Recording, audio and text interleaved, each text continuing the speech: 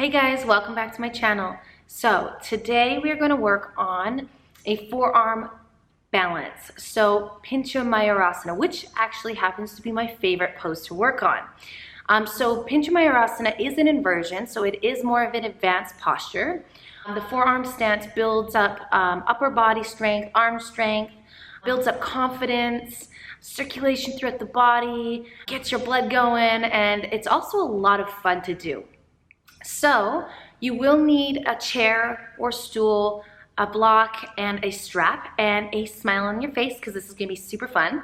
And yes, so if you like this video, please like below. If you'd like to subscribe to my channel, please subscribe to my channel.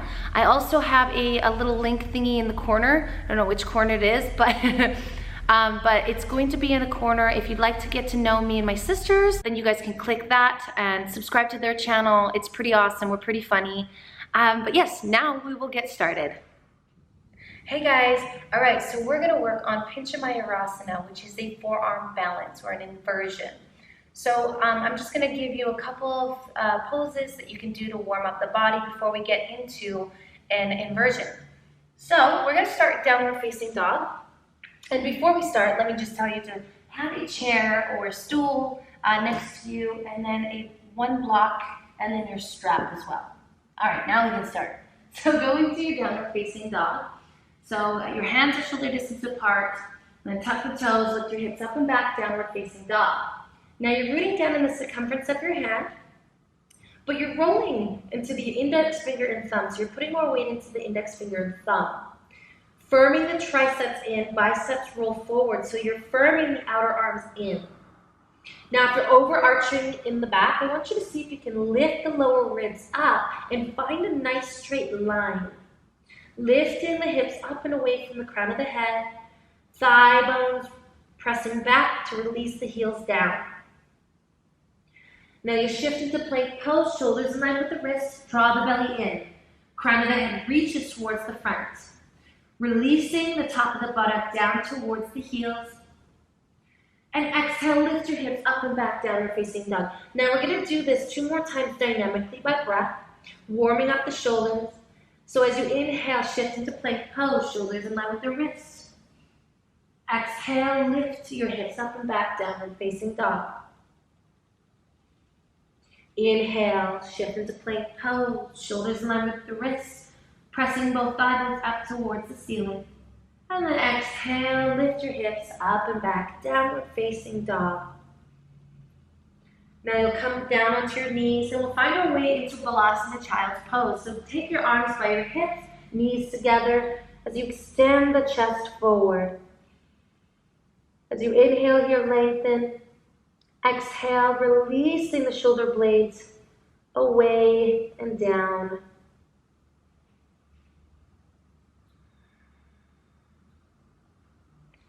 All right, so we'll come back into downward facing dog. So extend your arms forward, lift the forearms off the mat, tuck the toes, lift your hips up and back to downward facing dog. Now we're just going to go into another dynamic movement to build some strength in the upper arm and the upper body and the core. So we will be going into chaturanga. So from here, in your downward facing dog, shift into plank pose, shoulders in line with the wrists, draw the belly in. Inhale here. And then exhale, bend the elbows, shift your weight forward, and your elbows are close to the ribs, and you're onto the balls of the feet, or your toes. And then press it back into plank pose, lift your hips up and back, downward facing dog. Breathe here. Shift into plank pose, shoulders in line with the wrists. Exhale, bend the elbows, shift onto your tiptoes, halfway for chaturanga.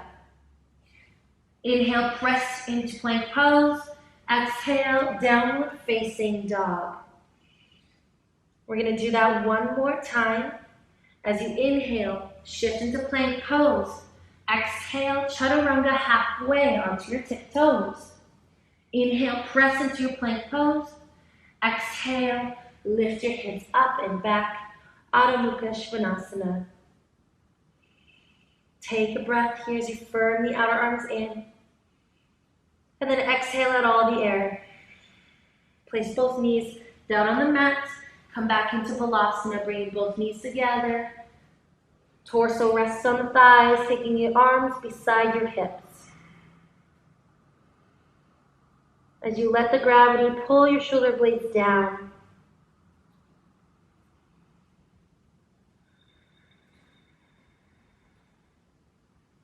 All right, walk your hands back up right underneath your shoulders and sit up. So we're just going to do a nice shoulder stretch. So this is where the stool or the chair comes in handy. So you grab the chair and place it on your mat, facing the wall, and you'll take the block and place it right on the chair so you have access to it. Now, your strap. You're going to grab the strap and you're going to loop it through the double D rings. And you're going to loop it so that the straps, or the loop, is shoulder distance apart. Now from here, you're going to take the strap and place it over your, above your elbows. You don't want it on the elbows or below the elbows. It's always above the elbows. Make sure that the silver D ring is not going to be hitting your face or even on your elbows. So be careful. Now you'll grab the block and place the block in between your hands. So with the block, you're going to press the palms into the side of the blocks. The index finger and the thumb are pressing down. It's okay if your fingers are coming off the block, that's okay. So now you'll come down right in front of the stool, and you're going to place your elbows right on the edge. Now from here, you're going to walk your knees back so that the knees are right underneath your hips. And then as you do that, you'll notice that you're just kind of moving back, feeling the elbows open a little bit more. And your fingertips are reaching up towards the sky. And then it's okay if your forehead touches the strap, just work with it. So from here, you might want to wiggle your head right underneath the strap. And you're just going to firm the outer arms in, biceps roll up to the sky, press your palms right into the block, index finger and base of the thumb pressing down. You can also tuck your toes if that feels good to you. As you lengthen the spine and lengthen the side waist. You need to walk your knees back a little bit more or forward. Do that, wiggle around, get yourself comfortable. Now, you can keep your fingertips reaching up to the sky, or you can slowly, with control, bend them so that the block touches the nape of your neck or your shoulder blades, wherever your block hits. All right. And you're just going to dip the shoulders a little bit, draw the lower ribs in so you're not overarching, and just find that core strength here. One more deep breath, and then bring the block back up to center and walk your knees forward. Remove the block just for a moment, and we'll sit on our ankles just for a little breather here. So take your hands and clasp them behind your back. Roll the shoulders away from the ears. Inhale, gaze up. And then reach the knuckles down towards the mat. Opening up the chest, broadening through the collarbones. All right. So that was a nice shoulder opener. You can do that at home or on a counter or anything that feels comfortable to you. When you're at home, you want a nice shoulder stretch. It's always nice. All right, so you will place the block and the chair off to the side for just a brief moment because we're not going to need the chair anymore, but you're going to use the block. So now you're going to put the strap back onto your arms, so right above the elbows. You're going to grab the block, and again, you're going to press the palms into the block, so it's okay if your fingers are off. Index finger and the base of the thumb pressing down. So you're just kind of reiterating the whole rolling your inner hand down. All right, so you're going to place the block out in front of you, close to the wall. Then I would leave it about a ½ an inch away from the wall. Now, from here, we are going into dolphin pose, or variation of dolphin pose. So if you're shrugging in the shoulders, Find that energy and lift the shoulders away from the forearms. Pressing the outer edge of the forearms into the mat. Walk your knees back so that your knees are right underneath your hips.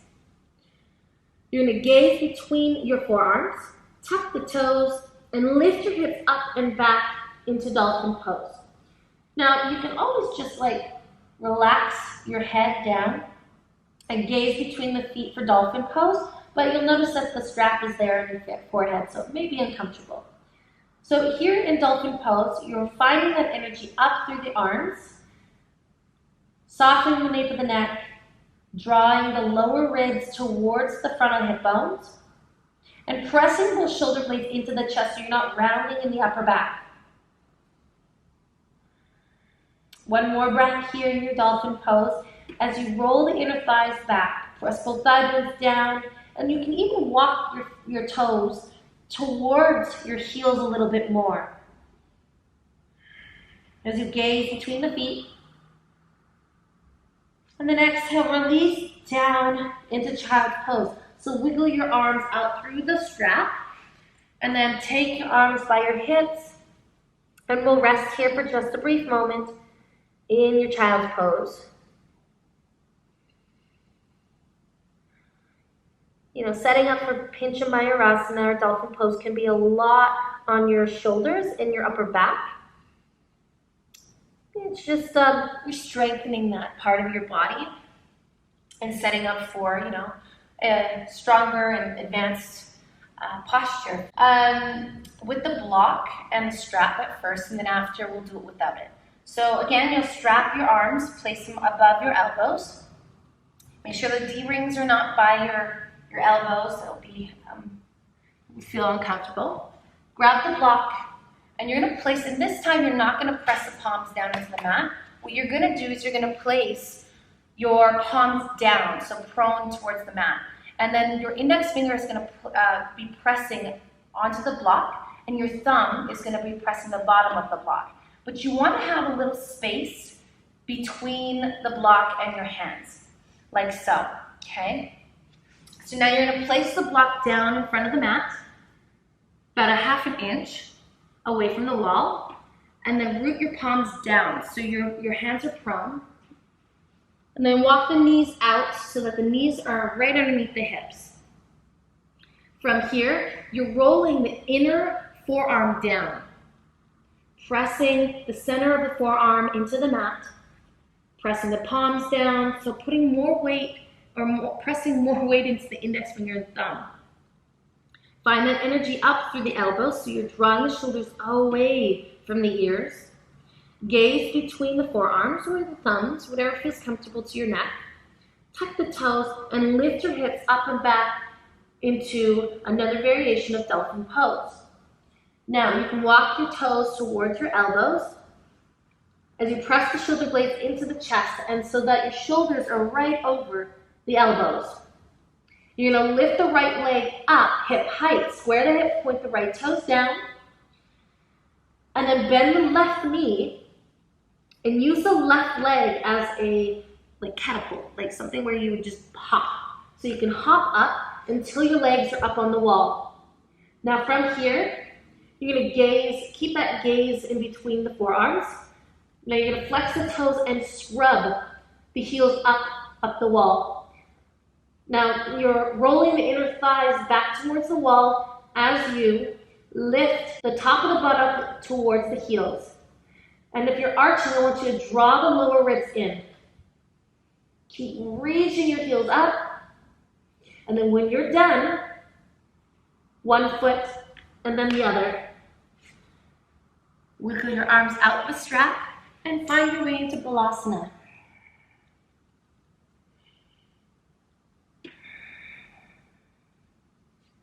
So relax the shoulders, find your breath. And when you're in your inversions, make sure to breathe. Find your center, find your balance between your breath, your movement, and then everything will come together. All right, walk your hands right underneath your shoulders as you press your chest up. Now this time, we're gonna do it without the block and then without the strap. So there are actually many variations, arm variations for Pincha Mayurasana. It depends on which one you'd like to take. You can have your hands prone, like so. So your hands are flat on the mat. You can have them clasped with your pinky right under so that your forearms are flushed to the mat. Or I've also seen people do, prayer position. Yes, and then ones that like the diamond shape with your hands flat. But there are many different variations for Pincha Mayurasana. But we're going to go into, the traditional arm variation for Pincha, because we've been doing that with the block. So you're going to place your hands about maybe 3 to 4 inches away from the wall, and you're going to roll onto the index finger and thumb. So you're pressing the index finger and thumb, rolling the inner forearm down, okay? Find that energy up through the shoulders, so you're not arching in the lower back. Find that belly drawing in. Energy up away from the ears, so the shoulders draw away from the ears. And then tuck the toes. And also, make sure that your shoulders are, or your elbows are shoulder distance apart, not wider and not closer. We want to keep them right underneath, right in line with the shoulders, so we don't have any shoulder problems after this. All right, now you can tuck the toes and lift your hips up and back into a dolphin pose. Now walk your toes close towards your elbows as you lift the lower ribs towards your frontal hip bone. Press the shoulder blades into the chest. Now from here, you're going to lift the right leg up, hip height, square the hips with the right toes down as you're on the left toes. Bend the left leg. Make sure that your gaze is between the forearms or hands, and kick up. And once you find your way onto the wall, you're going to draw the lower ribs in, flex the toes, roll the inner thighs back as you lift the top of the buttock down towards the heels. And then you can always, balance and see where you're at. And then when you're done, place one foot down and then the other, and then find your way into your child's pose. Sending your hips towards your heels. Letting gravity pull your shoulder blades apart.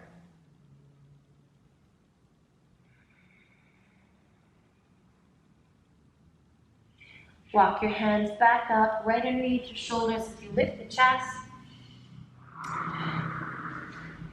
So that was it. That was Pincha Mayurasana. You can try it at home with the modifications, the variations, whatever you'd like to do. This is your practice and have fun with it. Hello, my beautiful friends. So I hope you guys like this video on Pincha Mayurasana and how to get into it safely with proper alignment and to use the props that you have at home or at a studio, which would work really well on your body. I hope you guys really like this video. Please comment below if you guys are trying Pincha Mayurasana. I would really like to hear you guys' voice on it. But yes, I will see you guys next week. Yes, next week. Bye, everybody. Namaste.